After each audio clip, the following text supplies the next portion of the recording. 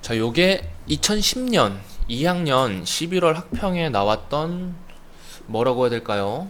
거시경제 지문이에요. 거시경제가 뭔지는 아나요? 이런 나라 전체를 다루는 나라 혹은 뭐 다른 나라와의 무역, 이렇게 나라 단위로 큰 경제를 다루는 걸 거시경제라고 하는데, 이 지문 같은 경우에는 문제가 4개 있었는데 앞에 두 문제는 솔직히 말해서 지금 이게 우리 2단계 교재 사회 막바지인데 여기까지 왔으면은 사실 질문 나올 게 없어요. 앞에 두 개는. 근데 뒤에 두 문제 같은 경우에는 생각을 좀 해줘야 됩니다. 이 지문 저 다 까먹어서 지금 새로 풀어봐야 돼요. 일단 이 3점짜리 문제 적절하지 않는 거 찾는 거고, 그 다음 마지막 문제 적절한 거 찾는 건데 3점짜리 문제부터 해볼게요. 이걸 하려면 일단 지문부터 이해를 했어야죠. 보면 승수 효과와 총 수요 곡선의 관계, 이 글을 바탕으로 보기를 이해해야 된대요. 자, 가나 보시면은 정부 지출로 총 수요 곡선이 1차로 이동을 했고, 그리고 이 경로로 추가적으로 이동을 했습니다. 그리고 물가는 P로 고정이 되어 있어요. 그래서 A 같은 경우에는 정부 지출이 늘기 전에 뭐 정부가 총수요를 늘리기 위해서 정부 지출을 했다라고 하겠죠? 그래서 이 점에서 요렇게 이동을 해서 국내 총생산이 Y0에서 Y1 그리고 Y2로 최종적으로 이동하는 모습을 보여주고 있네요. 지문에서는 무슨 이야기를 하고 있는지 한번 봅시다. 읽어보면서 어디가 필요한 건지 한번 판단을 해볼게요. 자, 승수 효과라는 것에 대해서 이야기를 하고 있는데, 어찌 됐건 간에 정부 정책에서는 정부가 적극적인 역할을 하기 위해서는 정부 지출이 뭔 줄 알아요? 정부가 돈을 쓰는 겁니다. 정부가 돈을 쓰면 이게 가계, 기업, 정부 이렇게 나눠서 생각을 해줘야 돼요. 이거 간단한 개념이니까 설명을 해줄게요. 가계, 기업, 정부 이렇게 세 개가 뭐 어쩌고 3요소라고 하는데 그거 알 필요 없습니다. 가계, 기업, 정부로 우리나라는 구성이 되어 있어요. 그쵸? 그런데 가계와 기업 얘네들 사이에서는 서로 이렇게 상호간에 돈하고 뭐 노동력 아니면 생산 요소 아니면 세금 이런 걸 주고받는 관계가 있는데, 우리는 지금 여기에서 보면 정부는 가게에서도 세금을 받고 기업에서도 세금을 받습니다. 여러분들 뭐 물건 살 때 요즘에는 현금으로 계산 안 하고 체크카드 이런 거 받아가지고 다 계산하죠. 체크카드로 계산을 많이 하는데, 신용카드나 거기에서 계산하는 물건 값에 부가가치세가 단축키란다. 그거 뭐였지? 이니셜이 뭐였지? VAT라고 부가가치세라는 게 있는데, 이게 전부 다 포함이 돼요. 그러니까 여러분들 물건을 살 때도 여러분들은 정부에 세금을 내고 있는 겁니다. 가게와 이런 식으로 모든 일에는 다 세금이 붙어요. 그래서 우리나라 안에 있는 돈에서 이런 세금으로 정부 수입, 정부에서 뭐 돈을 쌓아 놓는데, 경기 침체를 늘리기 위해서는 우리나라에 돈이 돌게 해야 되잖아요. 이렇게 쌓아놓은 돈을 풀어버리는 겁니다. 그러니까 정확히 말하면은 여기에서 정부 외의 방향으로 이렇게 풀어버리는 거예요. 이게 바로 정부 지출이라는 겁니다.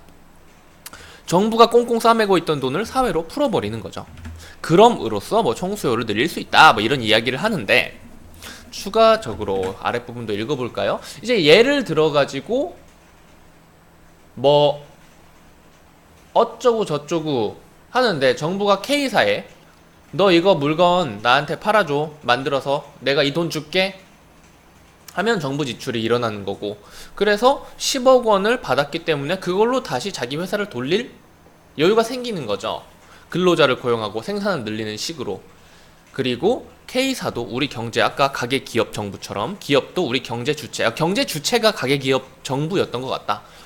경제 주체의 일부니까 이 회사가 생산하는 제품에 대한 수요가 증가하면은 총 수요도 그만큼 증가하게 된다. 이 수요는 누가 증가시켜준 거죠? 방금? 정부가 증가시켜준 거죠. 그래서 이렇게 되는 겁니다. 가라는 이동이 생기게 되는 거죠. 그래서 정부가 여기가 바로 가라는 것을 이동시키는 쪽이에요. 정부 지출 증가. 이거 K사에 10억 증가시킨 거라고 지문에서는 바로 이렇게 치환시킬 수가 있죠. 그리고 나서 제품을 구입하면 그 효과는 다른 부분에 파급된다래요. 파급된다. 효과가 파급된다. 추가적인 파급이겠죠. 여기는 나일 것 같은데 이 방향, 이 B에서 C로 이동하는. 자, 근로자들에게 임금으로 지출하면은 근로자들 돈 많이 받았으니까 그 사람들이 더 소비를 하게 된다. 이런 식으로 파급이 된다. 그냥 정부가 기업에 돈 주는 걸로 끝난 게 아니다라는 거죠. 그래서 여기는 나인 겁니다. 따라서 정부가 K사로부터 재화를 구입하면은 다른 기업들이 생산하는 여러 가지 다른 재화 서비스에 대한 수요도 추가적으로 증가하게 되는 거죠. 왜냐면은 이 K사, K기업의 근로자들이 돈을 받았잖아. 이 사람들이 K사의 물건만 전부 쓸 건 아니잖아요. 그쵸? 다른 기업의 물건들도 사겠죠. 그래서 따라서 수요가 추가적으로 다른 재화, 서비스에 대한 수요가 추가적으로 증가하게 되는데, 이처럼 정부 지출 증가로 인해 소비가 늘어나 총 수요가 추가적으로 증가하는 현상을 승수 효과라고 한다. 이 승수 효과라는 것은 그런 거예요. 그러니까 정부가 10억을 지출했어요. 그런데 산술적으로는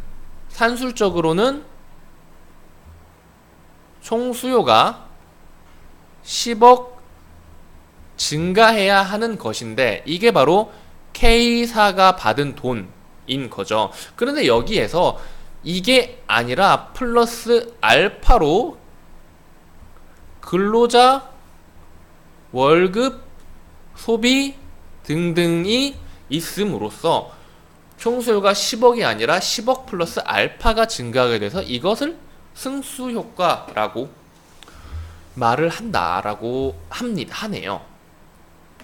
그래서 마지막 지문 같은 경우에는 이거 하다 보니까 지문 해설까지 해버리고 있는데, 마지막 보면은 정부가 정책을 효율적으로 실시하기 위해서 승수 효과를 충분히 고려해야 된다라고 하는데, 이 기억 밑줄은 이 문제 풀 때 볼 거니까 이 3점짜리 문제부터 풀어볼게요. 자, 그래서 우리 이제 그래프를 전부 다 이해했죠? 이 2문단, 3문단, 4문단을 읽음으로써 이 그래프의 내용을 전부 다 이해를 했어요. 여기에서 물어보는 것이 여기에 나와 있다는 걸 확인을 했죠. 그러니까 이제 문제를 풀어봐야죠. 자, 정부가 지출을 1번, 정부가 지출을 늘려 총 수요가 그 금액만큼 증가하면, 그 금액만큼 증가했다 그랬어요. 뭐예요? 가만큼 증가했으니까 A에서 B로 이동했죠. 맞는 말입니다. 2번, 총 수요가 A에서 C로 이동하는 건 뭐예요? 당연히 이 플러스 알파까지 포함된 K사뿐만이 아니라 K사의 근로자들까지 전부 다 포함된 내용이기 때문에 기업의 생산량 역시도 당연히 증가하게 되겠죠. 정부 지출로 인해서, 그러니까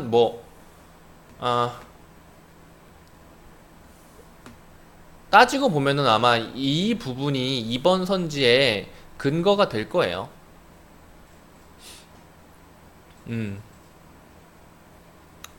여기도 근거가 될 수 있겠네요. 그쵸?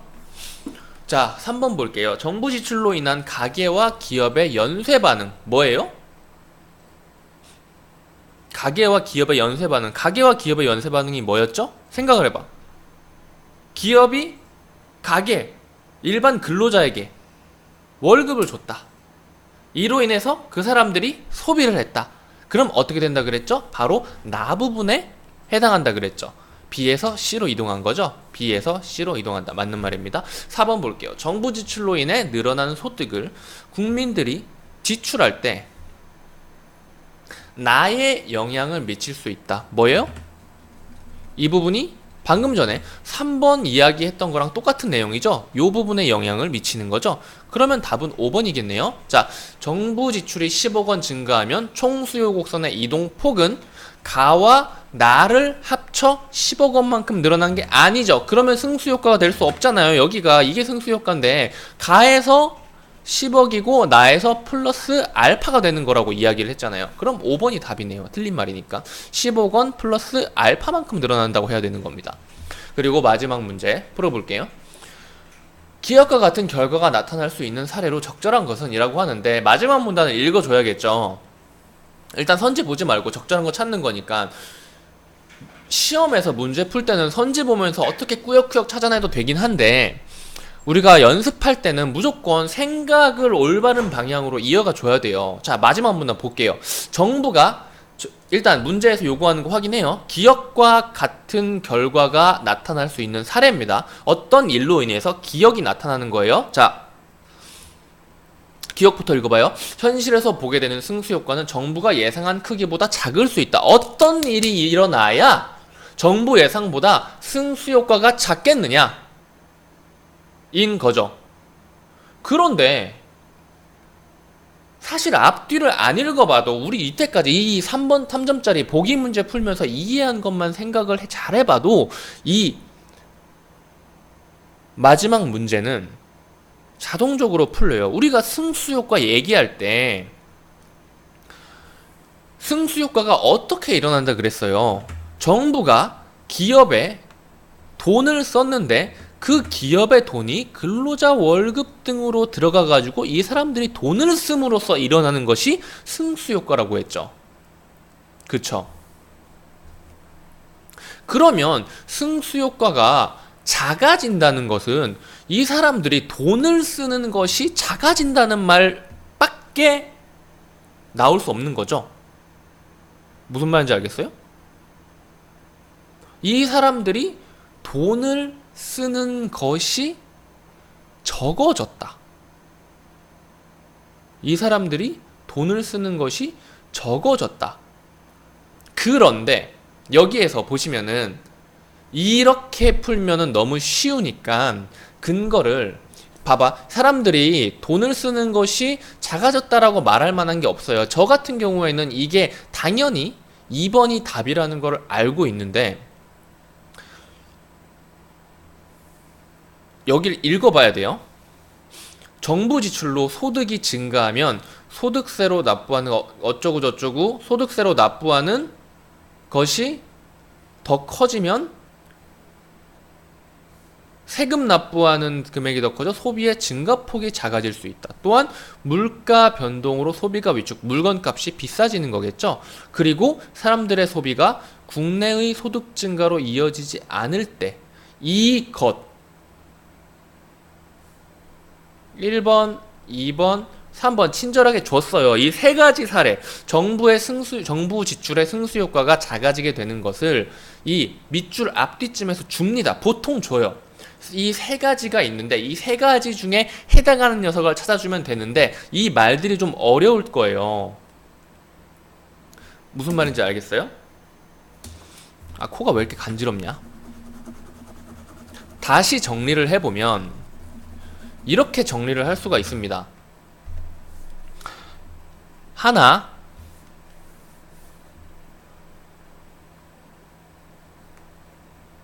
세금이 늘어날 경우입니다. 1번. 2번,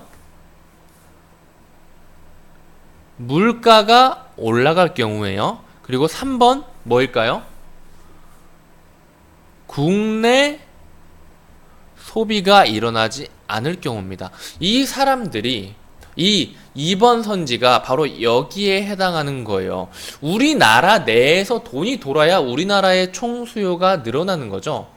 그런데 만약에 외국 물건을 수입품을 사람들이 다 사버렸으면 그 돈은 어디로 가요? 우리나라 안에서 안 돌고 외국으로 빠져나가죠. 이게 굉장히 심각한 문제예요. 그러면 우리나라 안에 돈이 돌아서 더 많이 만들 수 있는 건데 그 만들 수 있는 그 여력이 어디로 빠져나가요? 외국으로 빠져나가죠. 그럼 우리나라는 그냥 배 고른 거네. 그래서 수입품에 대한 사람들의 지출이 증가하는 것은 국내의 총수요 승수 효과를 줄이게 되는 결과를 일으킨다 라고 하는 겁니다. 나머지 선지가 왜 적절하지 않은지 또 생각을 해볼까요? 그러니까 굳이 따지면은 현실에서 보게 되는 승수 효과가 정부가 예상한 크기보다 작게 만드는 요인이 아닌 거죠. 그러니까 승수 효과를 늘려주는 요인인 거예요. 이건 그러니까 굳이 따지면은 나머지 4개 선지는 뭐라고 말을 할 수 있죠?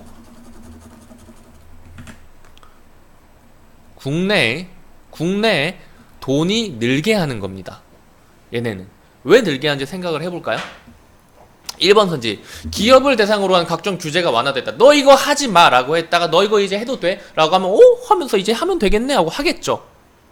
뭔가를 만들겠죠. 국내 총생산이 늘어나겠죠. 3번 선지 볼게요. 새로운 무역 대상국과, 이거 잘 봐야 돼요. 수입 계약이 아니라 수출 계약입니다. 수출 계약은 우리나라에서 물건을 만드는 거예요. 총생산이 늘어나죠. 그리고 외국에 파는 겁니다. 그러면 외국 돈이, 아까 2번 선지 이야기할 때랑 반대로 외국 돈이 우리나라로 들어옴으로써 우리나라는 그렇게 더 만들고 팔고 돈 가져오고 만들고 이렇게 순환을 시킬 수 있겠죠. 국내에 돈을 늘리는 일. 4번 볼까요? 이자율이 낮아서 저축을 하는 사람들이 감소했다. 가계의 경제에서 특별한 언급이 없다면은 가계에 집을 말하는 겁니다. 일반 시민, 일반 국민을 말하는 건데, 가계에 돈이 있다면은 이것은 두 가지로 나뉘어요. 하나는 소비고 하나는 저축입니다. 그래서 저축을 하지 않으면 그만큼 저축을 하지 않으면 그만큼 소비가 늘어난다는 말이에요. 저축을 하는 사람들이 감소했으면 당연히 소비가 늘겠죠. 그러면 국내에 돈이 많이 돌아가겠죠. 이자율이 반대로 생각해서 이자율이 높으면 저 이자율 높으니까 저축해가지고 이자 빼먹어야지 해서 은행에 돈을 많이 넣어요. 그럼 그만큼 돈이 안 돌겠죠. 그러면 총수요 증가가 낮아지는 겁니다. 총수요가 감소한다는 것이 아니라 증가율이 낮아진다고 표현하는 게 맞아요. 그리고 5번, 공공서비스 요금이 지난해와 동일하게 유지되었다. 동일하게 유지됐으면 굳이 감소시킬 만한 요인은 아닌 거죠. 얘는. 그렇죠? 공공서비스 차원에서는 뭐라고 해야 되지? 전과 똑같은, 변화 없는 정도의 증가율을 보이게 될 거예요. 감소시키는 요인은 아닌 거죠. 자, 여기까지 설명하고 문제까지 다 풀어봤습니다.